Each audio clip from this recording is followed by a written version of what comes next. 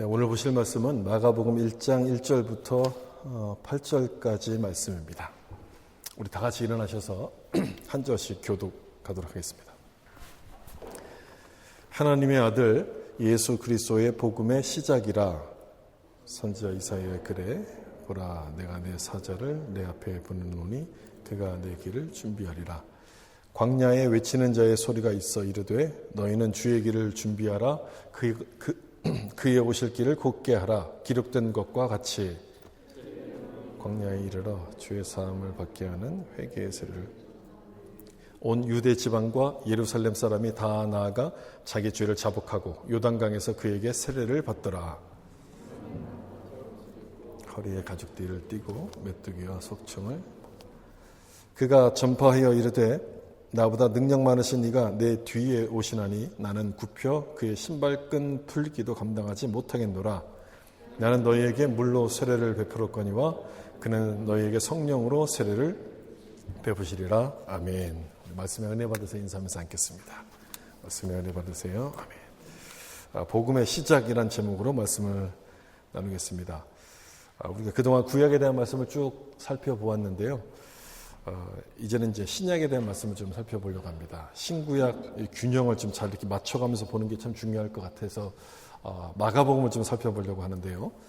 그 신약 성경에는 복음서가 4가지가 있습니다. 그 4가지 복음서 중에서 마가복음을 지금 살펴보려고 하는 것은 짧아요. 우선 다른 복음서에 비해서 가장 먼저 기록되어 있고 내용적으로 가장 짧기 때문에 그렇습니다.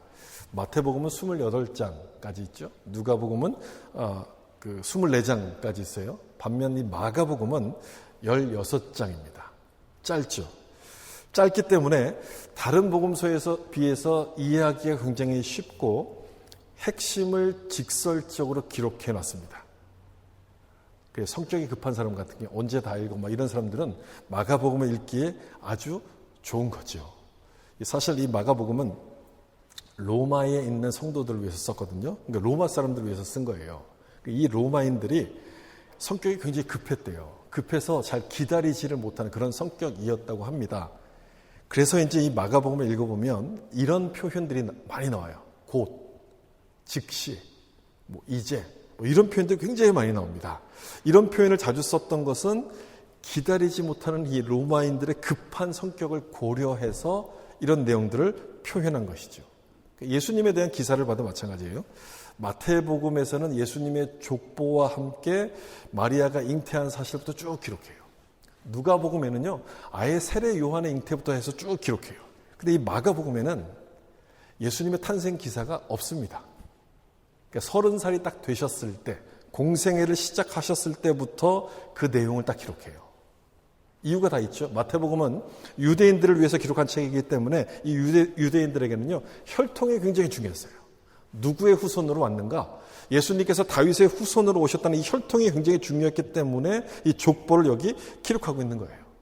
그에 반면 이 마가복음은 로마 성도들, 이방인들이잖아요. 유대인의 역사를 잘 모르는 사람들이에요. 그래서 이 출생, 예수님의 출생은 과감하게 딱 빼놓고 이렇게 1절에서 이렇게 시작합니다. 하나님의 아들 예수 그리스도의 복음의 시작이라. 이렇게 딱 시작을 해요. 예수님이 복음, 좋은 소식이고 이제 그 시대가 시작이 되었다. 이렇게 딱 기록을 하는 겁니다. 이게 첫 번째 문장이 첫 줄이에요. 여러분 책을 쓸 때 읽는 사람도 마찬가지지만 쓰는 사람 입장에서도 첫 문장은 굉장히 중요합니다. 이 첫 문장을 잘 써야지 독자들이 계속 읽을 건가 말 건가를 결정하게 되거든요. 이 첫 문장을 통해서 이 글을 계속해서 읽어야만 되는 그런 당위성을 좀 전달하게 되고 또 앞으로 어떤 내용들이 나올 것인가를 설명하기 때문에 이 첫 문장에 작가들은 아주 심혈을 기울여서 쓰게끔 되어 있습니다. 그런 생각으로 다시 한번 1절을 좀 보시면 하나님의 아들 예수 그리스도의 복음의 시작이라. 앞으로 무엇을 말할 것인지가 좀 느껴지지 않습니까? 그리고 왜 이 내용을 읽어야만 되는지 그 이유도 여기 나타나고 있어요. 예수님의 복음이 시작이 되었기 때문에 그렇다는 거예요. 그래서 저는 이 말씀이요, 창세기 1장 1절보다도 훨씬 더 감동적으로 저에게는 좀 느껴지더라고요. 창세기 1장 1절에서는 태초에 하나님이 천지를 창조하셨다. 이 천지 창조의 시작을 기록하고 있지만 여기 마가복음 1장 1절에서는요. 창조의 완성인 복음의 시작을 여기서 선포하고 있는 거예요. 불완전한 우리 인생이 어떻게 하면 완전해질 수 있을까? 예수 그리스도 안에서만 가능하다는 것을 딱 선포하면서 시작하는 이 말씀이 감동적이 될 수밖에 없죠. 여러분들의 이 마가복음이 기록되어 있을 그 당시의 배경들을 좀 생각해 보신다면 왜 이 말씀이 이렇게 감동적일까? 그 부분이 좀 더 확실해지는데 기록 연대가 대개 64년, AD 64년경으로 추정을 합니다. 그때 로마에서 아주 큰 사건이 하나가 있었거든요. 로마 시내 전체가 다 불타는 그 로마 대화재, 그 사건이 일어났어요. 이때 이 불을 네로 황제가 질렀다. 뭐 이런 여러 가지 이제 설들이 있었잖아요. 그런 소문이 막 퍼지기 시작하니까 이 네로 황제가 그 소문을 잠재우기 위해서 이걸 방화의 책임을 누구에게 돌렸냐면 크리스찬들에게 돌려요. 그러면서 이 크리스찬들이 핍박을 받기 시작합니다. 그 상황을 기록한 내용들을 여기 좀 잠깐 제가 적었는데 한번 들어보세요. 많은 크리스찬들이 방화 혐의로 체포되어 구금되거나 사형되었습니다. 살아남은 크리스찬은 카타콤의 깊은 동굴로 숨어들었고 더러는 해외로 흩어졌습니다. 그런데 이 사건이 일어난 직후에 작은 책자가 사람들 사이에 건네지기 시작했습니다. 이 소책자는 이렇게 시작하고 있었습니다. 하나님의 아들 예수 그리스도의 복음의 시작이라. 그 책이 바로 이 책이었던 거예요. 마가복음이었던 거예요. 여러분, 핍박으로 고통을 받고 있는 사람들이 이 1절의 첫 문장을 딱 읽었다면 복음의 시작이라, 이 문장을 딱 읽었다면 어떤 기분이 들었을까요? 위로가 되지 않았겠습니까? 여러분, 힘들고 어려운 사람에게 가장 좋은 소식은 뭘까요? 이제 복음이 시작되었다. 구원자가 오셨다. 시작했다는 그 소식이 아니겠어요? 예수님께서 우리의 구원자가 되신다고 말씀을 하시니 이 어떤 메시지보다도 훨씬 더 큰 위로가 됐을 거예요.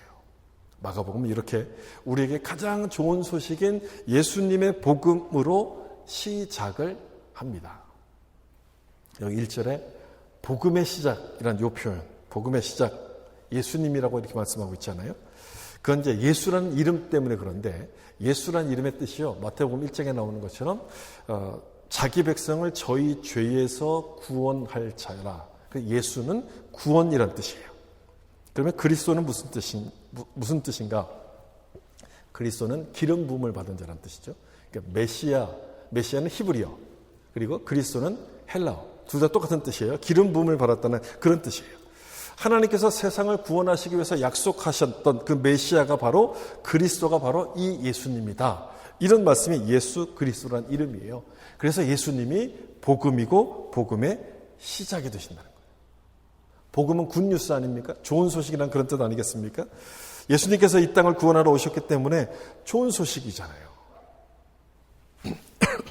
지금 우리는 복음하면 예수님을 먼저 떠올려요. 지금 우리에게는. 예수님을 통해서 우리가 구원받았으니까 당연히 예수님을 떠올리는데 이 마가복음이 기록될 당시로 좀 이렇게 넘어가서 보면 그 당시에 이 복음이라는 단어는요, 그런 뜻이 아니었어요. 그때는 그 획기적인 사건, 이런 게 이제 복음이라는 단어의 뜻이었어요. 그 당시에는. 뭐 예를 들어서 이 로마의 그 초대 황제였던 아우구스투스가 탄생했을 때를 가리켜서 뭐라 불렀냐면 복음이라 불렀어요. 그 황제의 탄생으로 말미암아 전 세계가 바뀌어질 획기적인 사건이 되었다. 그래서 복음이라 그때는 그렇게 불렀던 거예요. 근데 그 단어를 마가는 예수님께 딱 적용을 시켰던 거예요. 그러면 예수 그리스도의 복음이라는 표현이 어떤 의미인지가 좀 더 새롭게 와닿지 않겠습니까? 예수님을 통해서 세계사를 바꿀 획기적인 사건이 시작이 되었다. 그런 뜻에서 이 복음의 시작, 이렇게 이제 표현을 하게 된 거죠.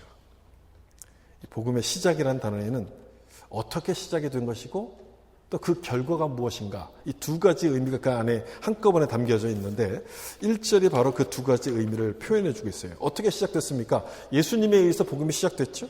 그리고 그 결과는 뭐냐? 하나님의 아들 예수 그리스도. 이 고백이 바로 그 결과라는 거예요. 1절은 이 마가의 개인적인 신앙 고백인데 복음의 결과를 보여주는 거예요.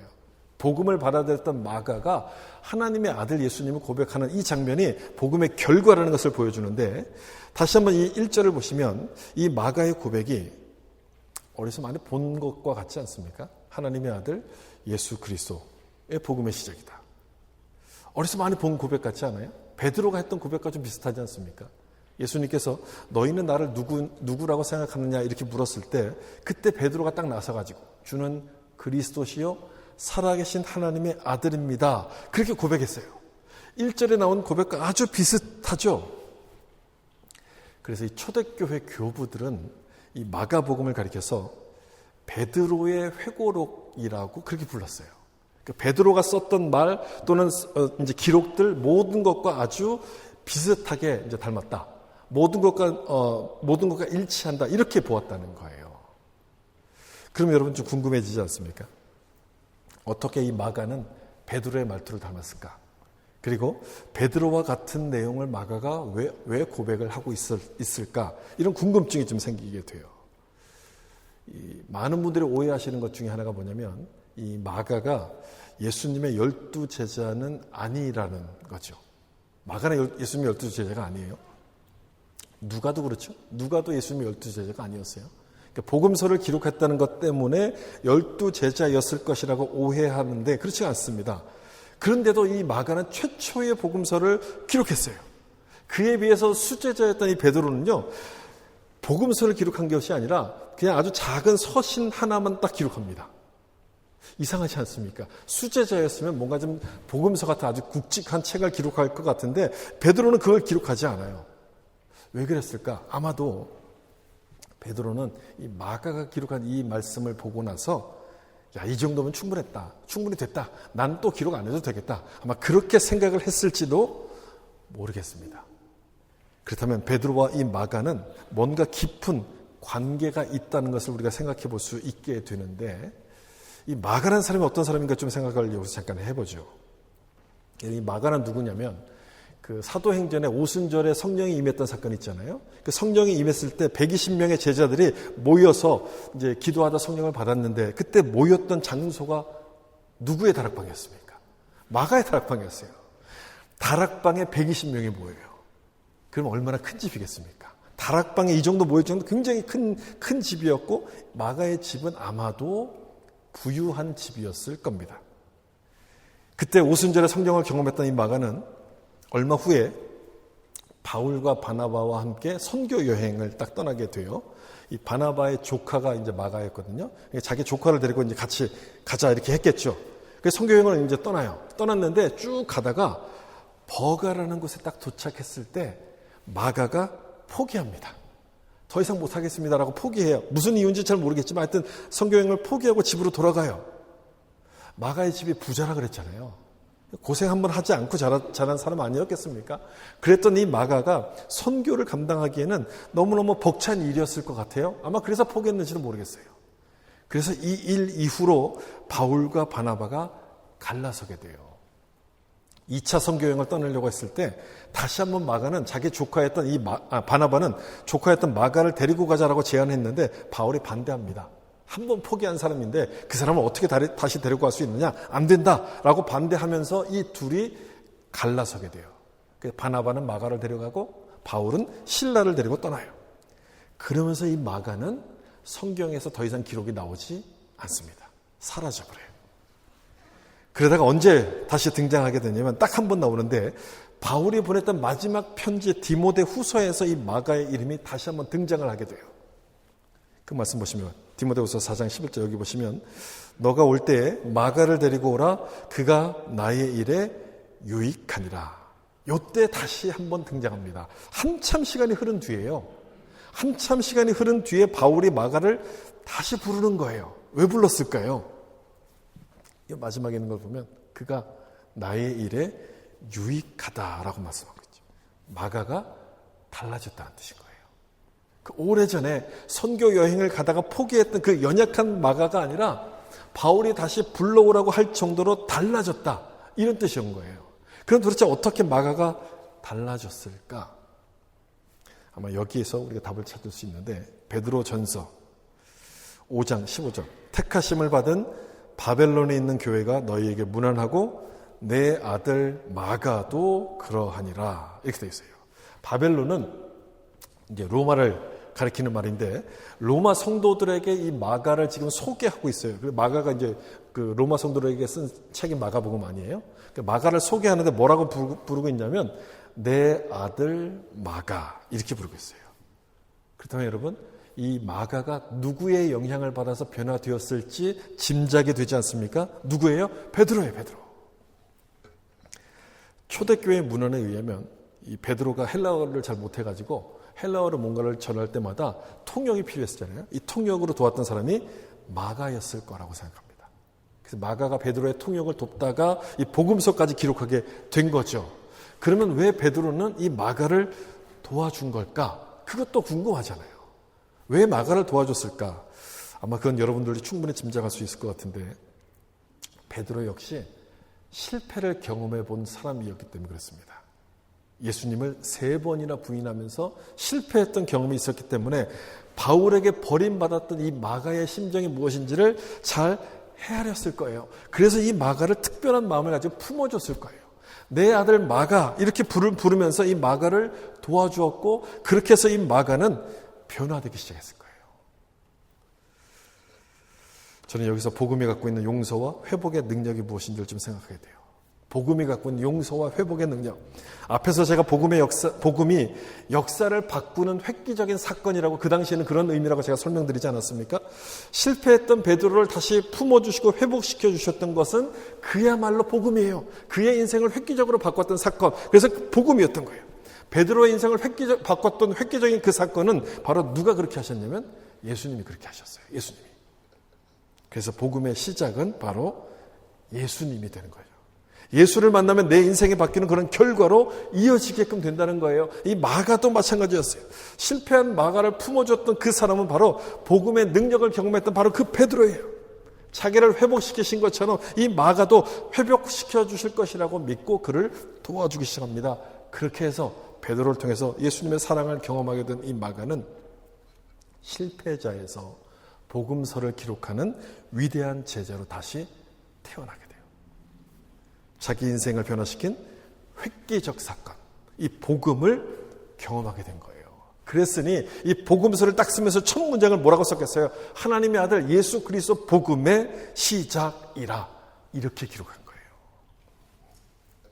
복음의 시작 되시는 예수님을 만나면 누구든지 자신과 같은 그런 변화가 일어날 것을 믿었기 때문에 또 예수님의 이름을 가장 먼저 이 앞에 예수로 말미암아 복음이 시작되었다는 그 사실을 여기서 가장 먼저 선포했던 거죠. 그렇죠, 여러분. 누구든지 예수님을 만나면 인생이 달라지는 이 복음의 시작을 경험하게 돼요. 예외가 없습니다. 예수님을 만나면 그렇게 돼요. 이 베드로처럼 예수님을 모른다고 부인했던 그 사람도 마찬가지고요.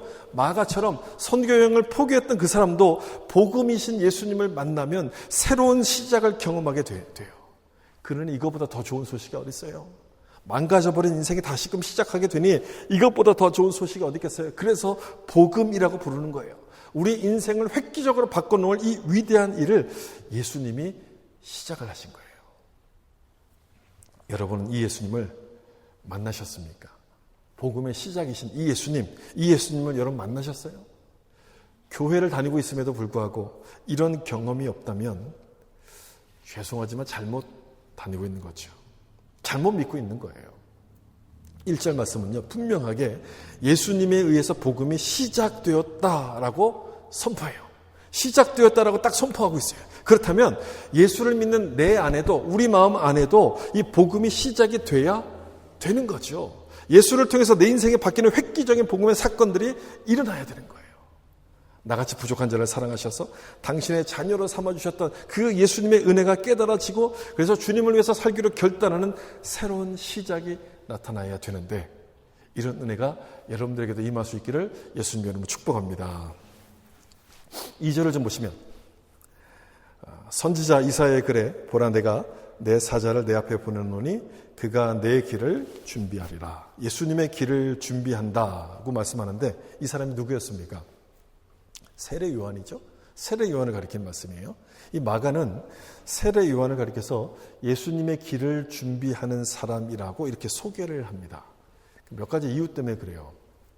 먼저는 요한은 구약에서 예언되었던 사람이었기 때문에 그렇습니다.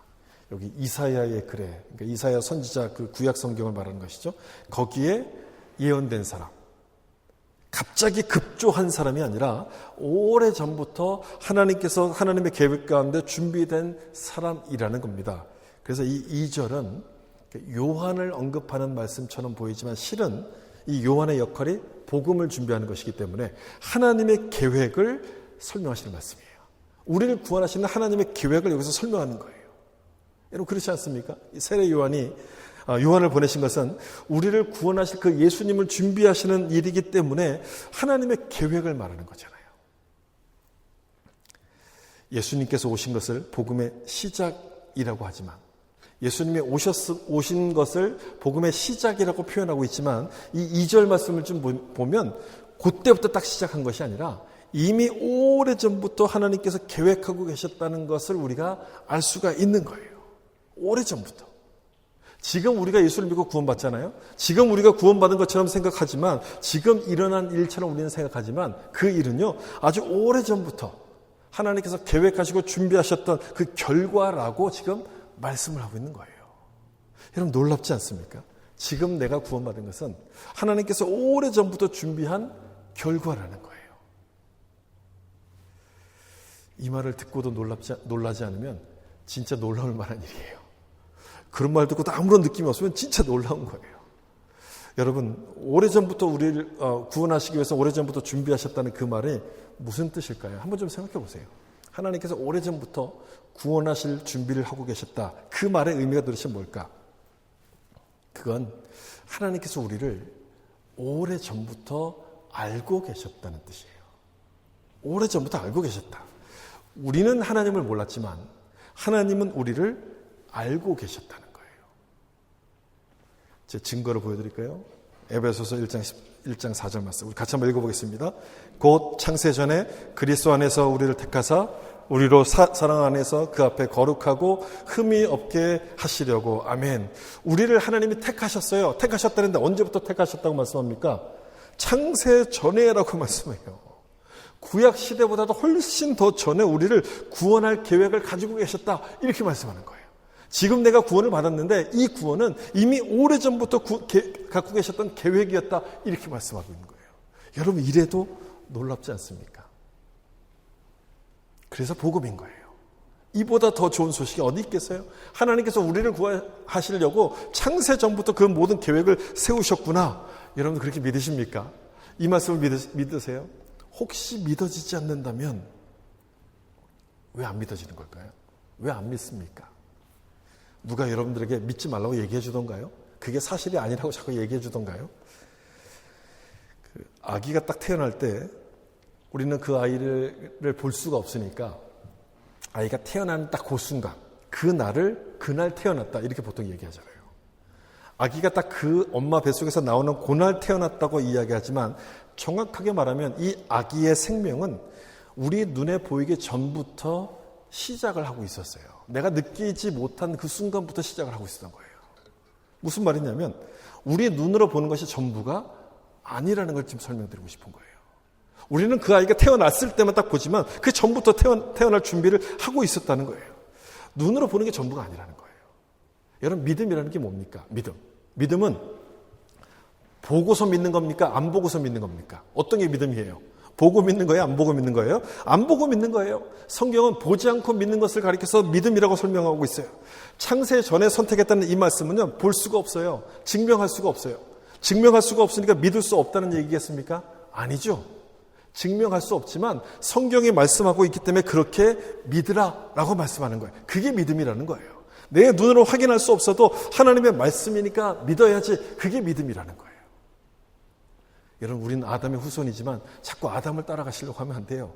이 아담은 하나님의 말씀보다 누구의 말을 더 믿었습니까?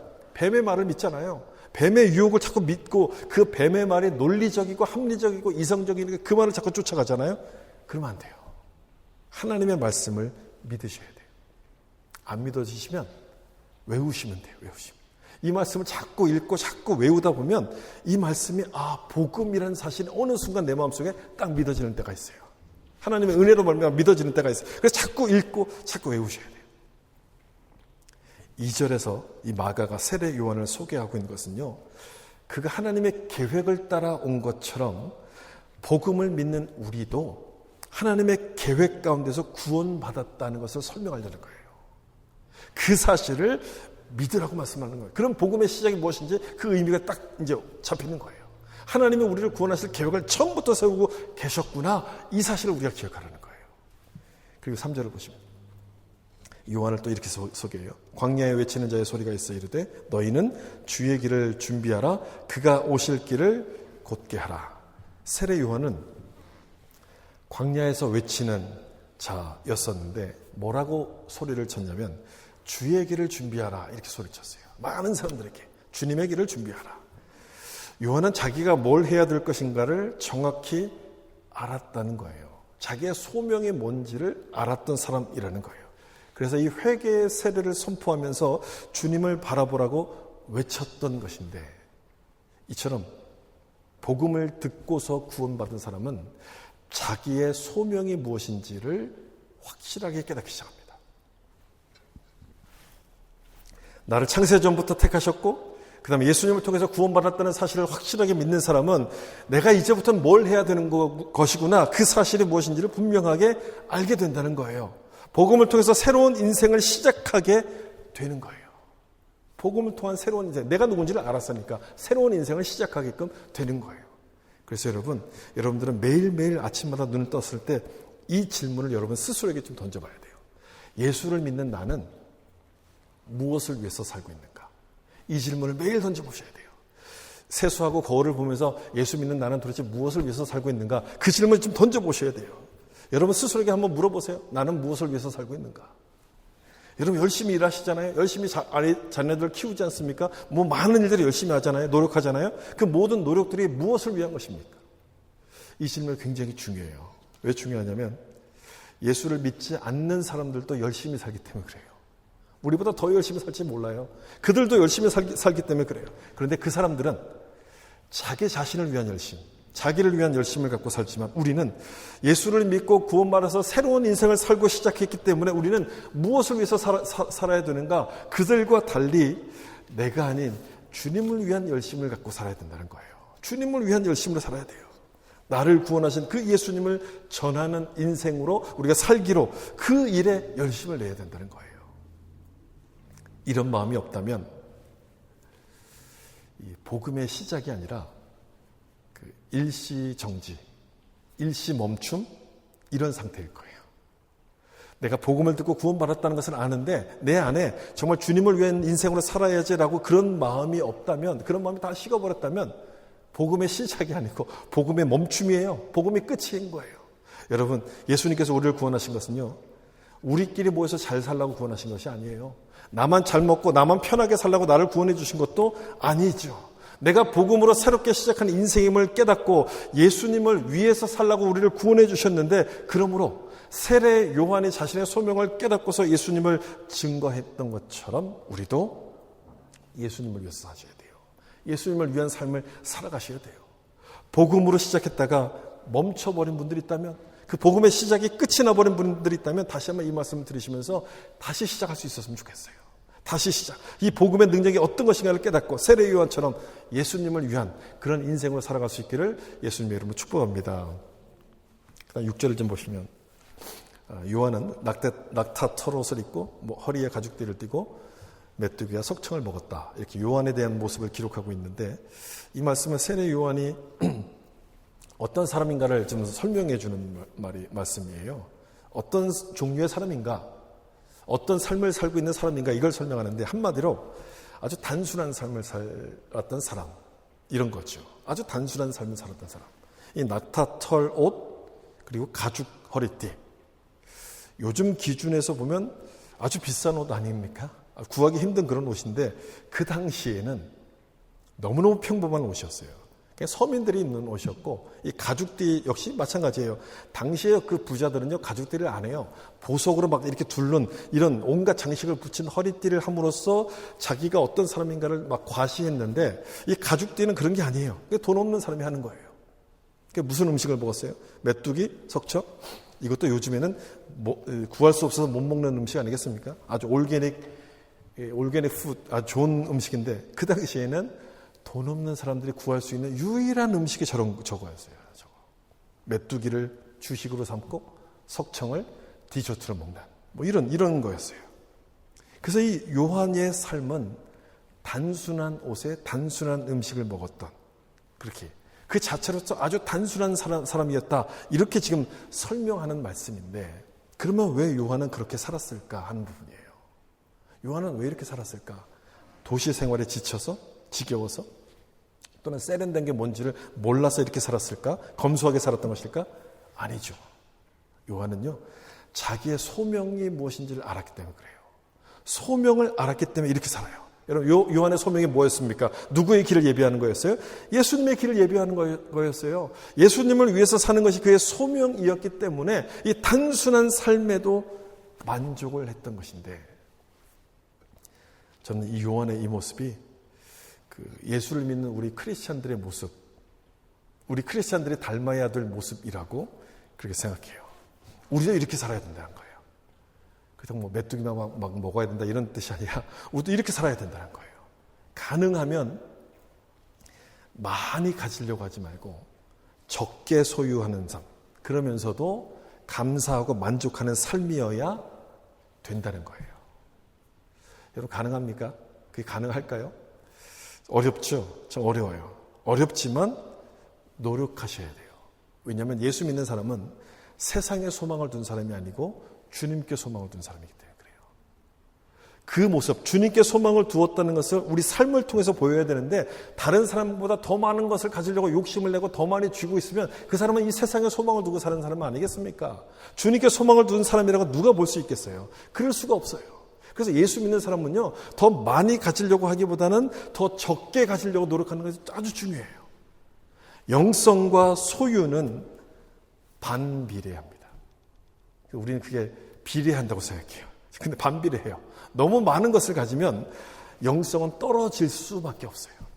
신앙은 절대 좋을 수가 없어요. 물론 아닌 경우도 아주 가끔씩 있지만 대부분이 다 그렇다는 거예요. 대부분이. 그래도 나는 아닐 겁니다. 내가 안 그렇다는 걸 한번 보여드릴게요. 여러분, 이리 테스트하려고 하지 마세요. 그런 일이 거의 없어요. 많이 갖고 많이 욕심을 낼수록 신앙은 좋아질 수가 없어요. 신앙은 떨어질 수밖에 없어요. 그래서요, 내가 많은 것을 가지려고 하기보다는 베푸는 자가 되길 여러분 기도하셔야 돼요. 내가 성공하기를 위해서 기도하기보다는 좀 더 겸손한 자가 되기 위해서 기도하셔야 돼요. 어느 순간부터 교회는 자꾸 큰 건물을 자랑하기 시작했고요. 교회가 가진 여러 가지 실력들, 능력들을 막 자랑하기 시작했어요. 그리고 그 교회 다니는 크리스찬들은 전부 다 자기들의 부를 자랑합니다. 하나님이 나에게 복 주셨더니 이렇게 잘 살게 됐습니다. 이것만 자랑하기 시작했어요. 여러분, 그건 복음의 핵심이 아니거든요.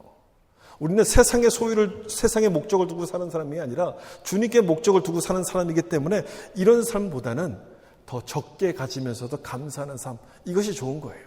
그래서 크리스찬들은요, 심플 라이프, 미니멀 라이프를 사는 것이 참 좋은 거예요. 꼭 필요한 것만 소유하는 단순한 삶이 참 좋다는 거예요.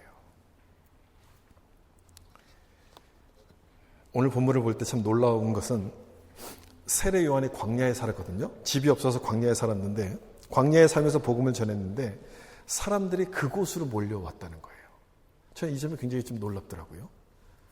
참 신기하지 않습니까? 건물도 없어요. 뭐 장소도 없어요. 근데 세례 요한이 사는 그곳에 사람들이 막 몰려와요. 참 신기해요. 왜 신기하냐? 우리가 가진 생각과 너무너무 다른 장면이에요. 우리가 생각할 때는 교회 건물이 크고 좋은 시설이 있어야지만 사람들이 막 모일 거라고 이렇게 생각을 하잖아요. 프로그램이 좋아야 되고, 그 다음에 내가 자꾸 우리 교회를 알려야지, 나를 알려야지만 유명해진다고 생각하는데, 이 세례 요한을 보면 아니에요. 전혀 달라요. 자신을 알리지도 않고 드러내지도 않아요. 광야에 숨어 있었음에도 불구하고 사람들이 그 세례 요한을 찾아옵니다. 왜 그랬을까요? 왜 광야에 있는 아무것도 가지고 없는 이 가난한 요한을 사람들이 찾아왔던 것일까요? 복음이라는 진리를 가지고 있었기 때문에 그래요. 아무것도 없는 요한에게 모든 것을 가진 사람들이 찾아왔던 것은 가장 중요한, 가장 소중한 것을 이 요한이 소유하고 있었기 때문에 그런 것이죠. 그게 뭡니까, 여러분? 복음이야, 복음. 예수 그리스도가 시작한 이 복음을 요한이 가지고 있었기 때문에 그 요한을 찾아갔던 거예요. 이 복음이야말로 우리에게 가장 중요하다는 거예요. 그래서 여러분 다른 것을 가지려고 여러분 기도하시기보다는 이 복음, 하나님의 말씀, 믿음이 더 우리 안에 충만해지길 기도를 많이 하셔야 되는 거예요. 모든 것을 가졌어도 이 복음을 모른다면 아무 소용이 없어요. 반대로 많은 걸 갖지 못해도 이 예수 그리스도의 복음을 가졌다면 그 사람은 모든 것을 가진 사람과 똑같은 거예요. 고린도후서 6장 10절 우리 화면에 나와 있는 말씀 우리 같이 한번 읽어볼까요? 가난한 자 같으나 많은 사람을 부유하게 하고 아무것도 없는 자 같으나 모든 것을 가진 자로다. 아멘. 이게 사도 바울의 고백 아니겠습니까? 여러분 이것이 우리의 목표가 되어야 되고 이것이 우리의 기도 제목이 되어야 돼요. 주님 내가 많은 것을 가져서 많은 사람에게 베풀도록 그런 사람이 되게 해주세요라고 기도하는 것보다는 이거 아무것도 없어도 주님으로 인해서 만족한 사람이 되겠습니다. 이렇게 기도하는 것이 하나님을 기쁘시게 하는 삶이고 세례 요한의 삶이 바로 그것을 우리 가운데 보여줘요. 인생의 목적은 소유가 아니라 주님이다. 주님께 있는 것이다. 복음으로 시작한 사람은 이렇게 산다는 거예요. 이렇게. 예수님이 내 삶의 전부라고 믿기 때문에 그동안 나를 만족시키려고 내가 붙들고 있던 그 모든 것을 이렇게 내려놓게 되는 겁니다. 이 세상은 잠깐 머무는 곳이며 내 인생이 나그네 인생이라는 것을 깨닫기 때문에 거기에 대한 욕심을 부리지 않고 다 내려놓고 가볍게 단순하게 살기 시작해요. 복음 안에서 다시 내 삶이 다시금 시작하게끔 되는 것이죠. 이런 은혜가 여러분 가운데 임하기를 축복합니다. 복음에 시작되신 이 예수님을 만나면 누구든 그렇게 돼요. 정말 예수님을 만나면 그렇게 되는 거예요. 마가도 예수님을 통해서 변화된 것처럼 이 마가복음을 기록한 것처럼 또 세례 요한도 마찬가지죠. 자신의 사명이 무엇인지 깨닫고 예수님을 위해서 단순한 삶을 살기 시작하지 않았습니까? 예수님께서 날 구원하시려고 창세전부터 계획하셨다는 그 사실을 믿으면 그렇게 할 수 있는 것이고 또 그렇게 하게끔 되는 겁니다. 내 인생에서 복음이 시작이 되는 거예요. 복음을 통해서 변화되는 새로운 삶이 시작하게끔 되는 것인데 그렇게 예수님으로 말미암아 기뻐하며 여러분의 인생이 다시금 복음 안에서 새롭게 시작되는 은혜가 임할 수 있기를 예수님의 이름으로 축원합니다. 기도하겠습니다.